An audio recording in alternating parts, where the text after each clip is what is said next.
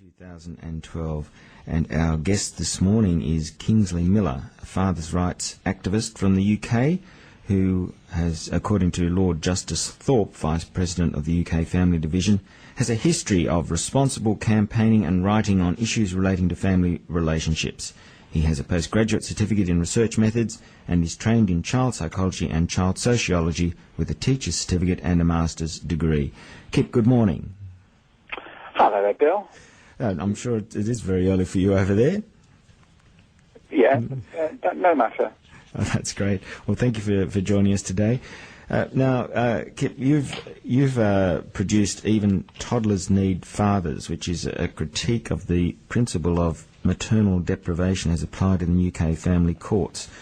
I wonder if you could tell us your understanding of maternal deprivation and what you see as what's wrong with it.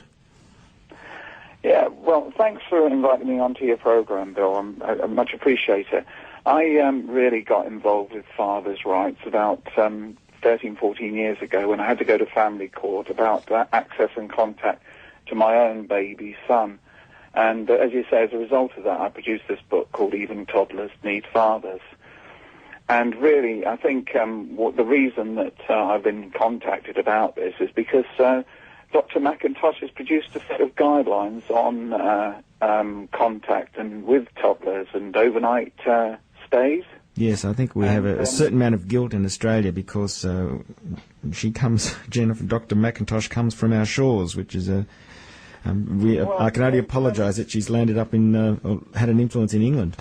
Yeah, well, what I thought if it's all right with you, Bill, what I thought I'd like to do is just discuss a little bit about the research background to her guidelines. Yes. And look at the guidelines in a bit of detail, and then talk about the research as it presently stands. Is that all right with you, Bill? That would be great. Thank you. Right. So, first off, Bill, if you don't mind, what I'll do is I'll try to treat you as though you're a new father, if you like, and you're not up on all the research background, okay? Is that all right with you as well? Yes, well, that describes me not too long ago, so that's fine. Right, well, I think you'd agree with me that when most fathers go into court, family court, they think that their relationship with their child is so special that they're bound to get shared contact or substantial amounts of time. But I've got to say, in research terms, there's no silver bullet. There's no guarantee of shared contact or shared contact order. And what happens in research terms as well, in anyway, that it's a bit like if a child's taken away from their father when they're very young, when they can be taken away and adopted by another family, and they grow up quite healthily and happily on their own. But the same applies with a mother. If a child's taken away when they're a baby, they can also grow up quite healthy and happily. In architectural terms, if you were an architect and you talked about the form and function of a house or a building, you sometimes talk about the building being the design of a building being the function and the form of a building reflecting the function. And in research terms, sometimes people think that a mother, because she produces the baby, that makes her a better parent. But just like you can't tell the function of the Sydney Opera House from looking on the outside, there's, in research terms, you can't tell what a parent is like just looking from the outside. Mm. But in the 1950s, along came a guy called John Bowlby, and he had a theory of maternal deprivation. And this is a theory you referred to in your opening question. And he said that there was a qualitative difference between the relationship a child had with his mother than any other person. And in his book, Maternal Care and Mental Health in 1952, he outlined what he saw as the main principles of this theory. First of which was, he said that he described a theory which he called monotropy, in which if the child had a natural or innate relationship with attachment with his primary carer, usually the mother, he also said that there was a critical period in the first 2 or 3 years of his life, or his or her life. And if that bond was broken with the mother during that critical period, then great consequences would ensue for the child. For example, he said that they would become more aggressive, that they would be less intelligent, more depressed, and one of the consequences is dwarfism. And he also talked about affectionless psychopathy in terms of the child also not being as not having his own conscience. At the time, this idea of maternal deprivation in the 50s was very, very popular, and his book, Maternal Care and Mental Health, was translated into Child Care and the Growth of Love and became a bestseller. It was translated over a dozen languages. And if you go online, you'll see Bowlby's name mentioned all over the place. One of the factors that really encouraged his reputation was the fact that it was taken up by the government. It was publicised as the government because they wanted to encourage mothers back into the homes to release jobs for the returning servicemen after the Second World War. Oh, I hadn't heard that one before, but that's an interesting... Yeah, and what happened was, it was very popular, but what's not so well known, most people have heard of Bowlby, is that even at the time, professional disquiet, and the World Health Organization that published the original work, Maternal Care and Mental Health, they also published a qualification of it in 1962, a reassessment of its effects. And that's where a number of established researchers in the field took issue with him on the point. One of them was, one of them that came along was Professor Sir Michael Rutter, who said, well, one of the points that he pointed out was that children or babies that lose their mothers when they're very young don't grow up with the psychopathic tendencies that Bowlby described. But there were other researchers that came along. For example, in 1960 there was Schaefer and Emerson, and they observed babies with their mothers and fathers, and they realized by studying them that the babies responded to the person that was most sensitive to them. Sometimes that was the mother, and on other times that was the father. But on other times it was the father, even if it was the baby spent more time with the mother. And that was quite an important point in Bowlby's theory of maternal deprivation, which had said it was always an innate or natural quality.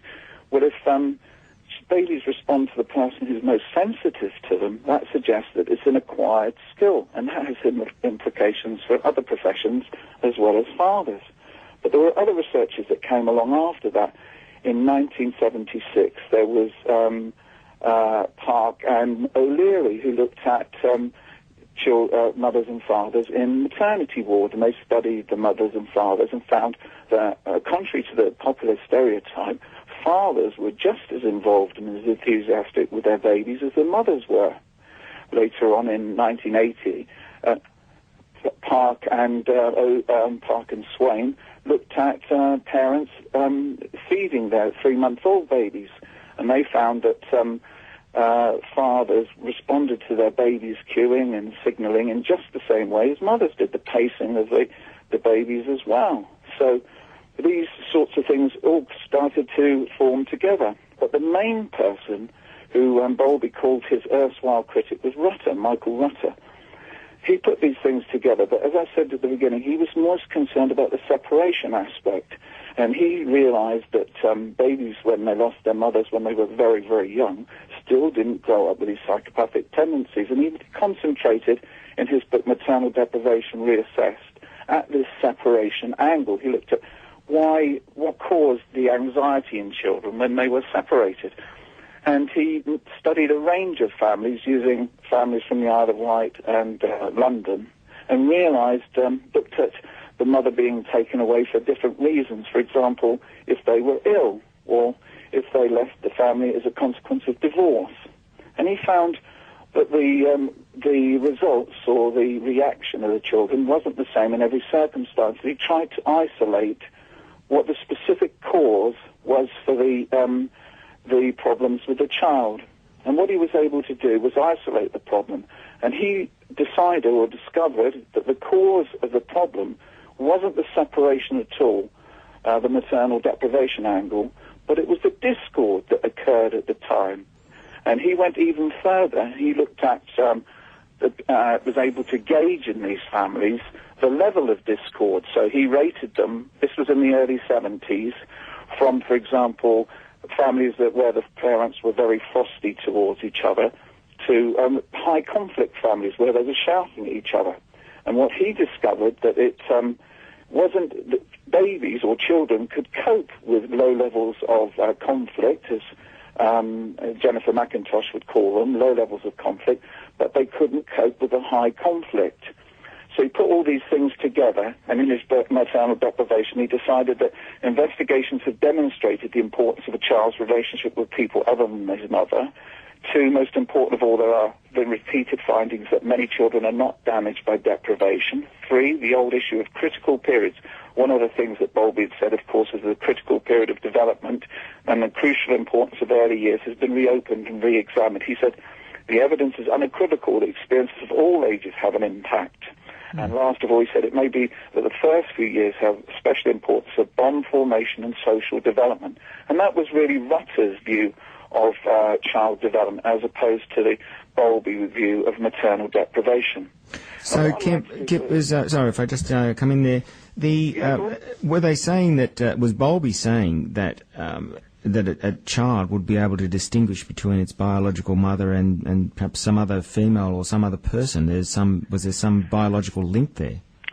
Yes, that's exactly what it is. Now, I told you at the beginning you were supposed to not know so much about research, but that's very, very well done. In his, I'm sorry if but that is really the nub of it, because in his monograph, and I think it was 52, it was called The Child's Tied to His Mother, and in that he described how the proximity of the child to the breast, and it was all this physical aspect. And in that particular monograph, when he invented that word monotropy, which meant the link between the mother and the child, and he said there was a very, very definite link. But what I was saying earlier, it was that what research has shown is that the child, in fact, can be taken away, and if it's adopted, it will grow up to be healthy and happy in another family. So the idea, the silver bullet idea that if you go along to family courts, they're bound to give you contact, in research terms, that can't be justified, because there is no sort of innate or indissoluble link. What Rutter's work was showing that the separation, the damage caused at separation, was caused by the conflict, the discord, and that relates to a lot of what Jennifer McIntosh, and you've got your Johnson over there in Australia, who are always on about conflict, and they never refer to the earlier work, seminal work by this guy, and that's why his book, Maternal Deprivation, is so relevant to our topic. And what I want to do now is link that in with the copy of the guidelines. I hope you've got a copy there. Yes, these are the Australian Association for Infant Mental Health. Yes, and right? yes, and that's based on what Jennifer McIntosh's contribution on.